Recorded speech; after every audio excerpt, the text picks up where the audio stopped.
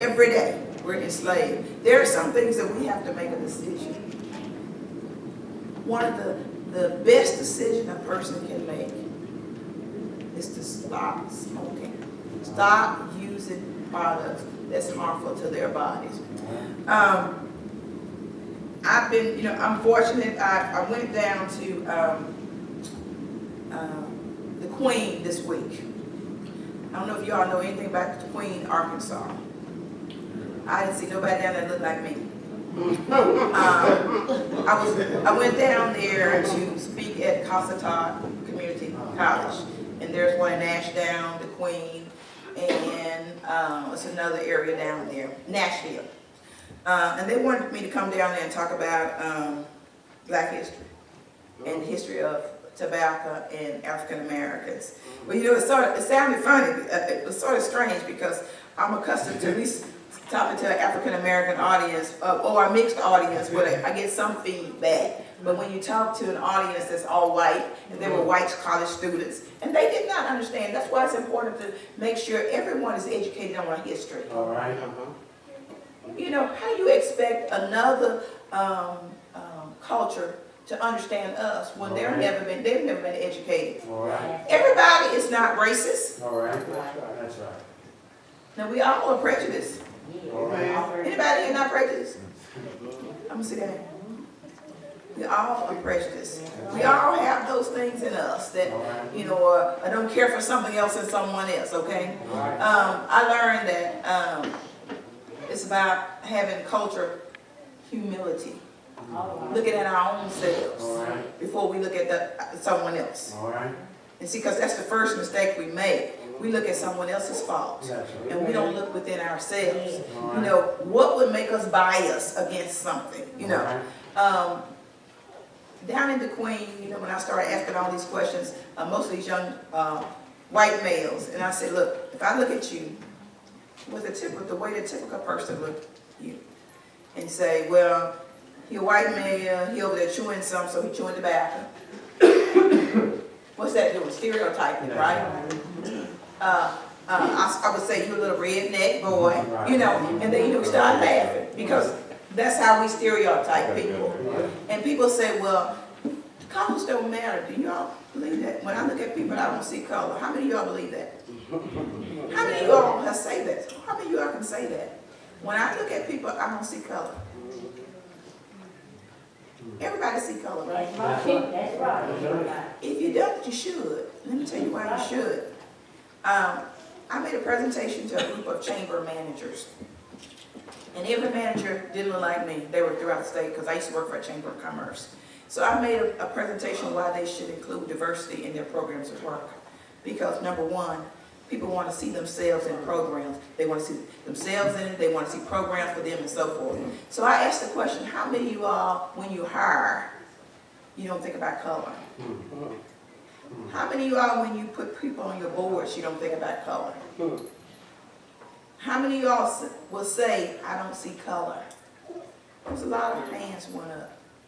What do you think my response was? I didn't tell them they were lying. I didn't say that. But I said to them, you need to start seeing color. Because when you see it, you'll see who's not at your table. That's right. You will automatically see who's not on your job, who's not in your church. That's right. Look, I'm going to leave here today and say, I saw a congregation, I saw one white male sitting in the back of the room. Because you see color. You see color. And I told each one of them, when you leave here today, you're going to say, this black woman presented to us about not seeing color. You're not going to just say this woman from the chamber. You're going to say this black woman. I used to get a call all the time on my job. It says, I want to speak to the black lady at the chamber. That would bring the phone to me because I was the black lady at the chamber. But cultural humility says to us, we should see so much more of a person.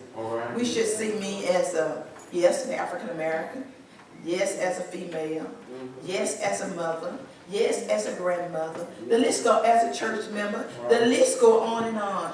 Everyone should see us for who we are. So much more than the color of our skin. And when we get to that, we can move this world forward. But right now, you know, we only see people in certain areas. Yes, he's a gay man.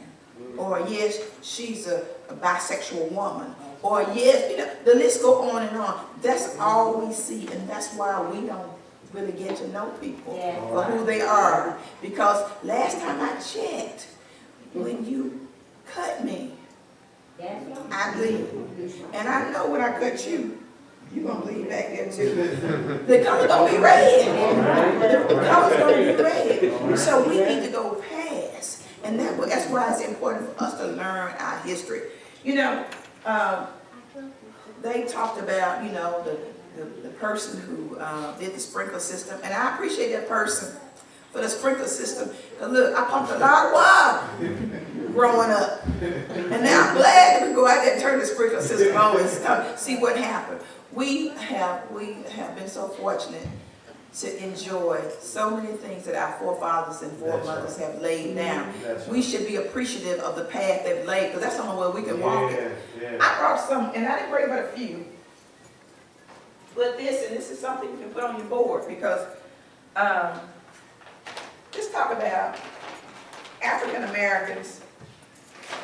Most of them are in Little Rock and Pulaski County. Now you think about it, if this is just in the city, our city, can you imagine what's in the entire state?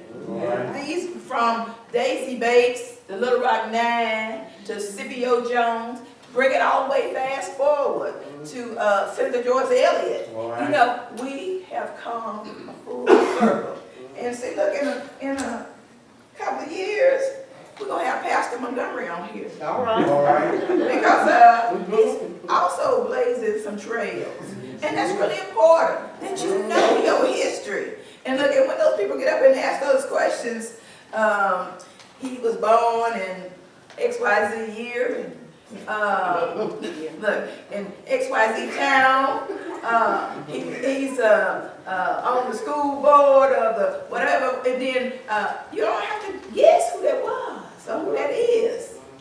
You're going to automatically say, and he was the pastor of Second Baptist Church, and he works for the Corps of Engineers. You're going to say, oh, that's Pastor Montgomery. Yeah. So that's what this is about, history. How do we preserve our history? How do we help those babies know where they came from? We teach them in our churches who they belong to. The master. But how do you preserve that history? Now you think about it. If our forefathers and mothers, they just passed a tale along. We got all this technology today. That's right. Something's wrong, right? That's right. We are doing something wrong, so we got to find a way to preserve our history. Through family reunions, that's history. That's right. I'm a historian of our family. If you all don't have a historian, get your historian.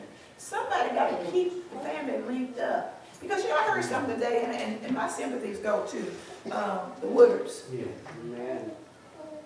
That was my family. I didn't know. My name's Raynor. Oh, yeah. Look, I mean, I married into them, but That's right. still, I remember Tamifas. Oh. So, Abraham Woodard. So, you know, those are kind of things that how you link. And we're all part of what? That's it. One big family. That's right. So, when the road is rough, and y'all don't know which way to turn, you know, when the health conditions get you down, when the conditions of the world get you down, and we got some serious conditions. Y'all hear it. People say, and my mama, she just have a fit. She called me, my mama 94 years old. I'm going to tell you about your president today. Mama, God is still on the throne. All right. He is still in charge. So when the world gets you down, and when you don't see it, when the stock market, I got a little worried the other day, I got a little weak, you know? But when all those things start getting you down, you know that song that our mothers and fathers and grandparents, where they say, I will trust in the Lord. Until when? Till I die, or till the check come in, y'all. get a little weary. But he got a scripture for that too. What he say? They that wait upon the Lord, All right. they gonna renew their strength. Yes, yes. They gonna mount up. Yes. Cause y'all know all y'all, we gotta mount up. All Some of right. us gonna mount up, some of us gonna be caught up, All right. some of us gonna get raised up. All right. But I don't want you all going to your graves without knowing, number one, your history. Because that's really important. Yeah. Know your history so you won't repeat it. The scriptures tell us about knowledge, it tells us about wisdom. It said get it, right? Yes. But in order to get it what? Understand. You gotta get an understanding. You gotta get an understanding about all the things that are hurting us, that are oppressing us, that are keeping us down. And if we're keeping each other down, we can know about that too. All right. We need to be able to go to one another and talk to each other about it. Because see, that's what, have you ever noticed there are some cultures, they come together against you. But we won't do it. All right.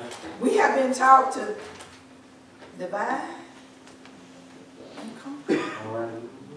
We shouldn't be a people that's doing that, dividing and conquering. All right. We should stand All right. when the world seems like it's passing us by. All right. Because this world is not ours, right? All right. What it says, we travelers. Yeah. Yes. This is not our eternal home. All right. But God got some good things for us here too. That's right. I'm going to get everything. All right. Everything that he has for me. All right. What he got for me is not for this young lady over here. So Amen. I'm not going to fight her over it. Amen. I'm going to learn Mhm. what I need to learn. All right. I'm going to impart whatever knowledge I have. Yeah. I'm going to give y'all all these goodies that I brought to make sure you all can share. You get information, share it with someone else. Share it with your neighbors. All right. Don't keep it. Now, when I tell my clients this, when that loved one becomes a memory, many of us have lost a lot of loved ones. Amen. That memory becomes a treasure, right? Yes. What do we do with treasures? We keep them close. Yes. We carry them. We even share them with others, okay? So that's what I want you all to do. With your knowledge, with your history, share it. Share it with these babies. And as we age, we don't remember things as we used to. Amen. Write it down. Someone needs to be writing the history down to make sure it's preserved. I don't have really anything else to share other than the information that I brought today. I want to make sure, if anyone have any questions, please ask. We can provide any information. We do victim services, and that's individuals who are affected by violent crime, whether it's a homicide, domestic violence, or whatever. All of our services are free. Can y'all repeat that after me? Free? Free. Free. Free. This is not a case of me target marketing you with the free. But the services are free. You need to know where they are. And if someone says, I can get that loved one buried that was affected by a homicide and get buried for $200 or $2,000 or whatever dollars, you're going to say, no, a lady told me it was the services were free. The state will pay for that, okay? Suicide prevention, underage drinking, prescription drug abuse, because we love our prescription drugs to the point that we go a little bit further with them. And sexual assault, both awareness and crisis intervention. Sexual assault is rampant in our communities. It's happening in every aspect of our lives, so we want to make sure you know what those things are. So if you ever need us, Lone Oak is one of our counties. So we're happy to send someone down to assist in whatever way we can. Pastor, with that being said, I hope something has been said to impart some knowledge today. Amen.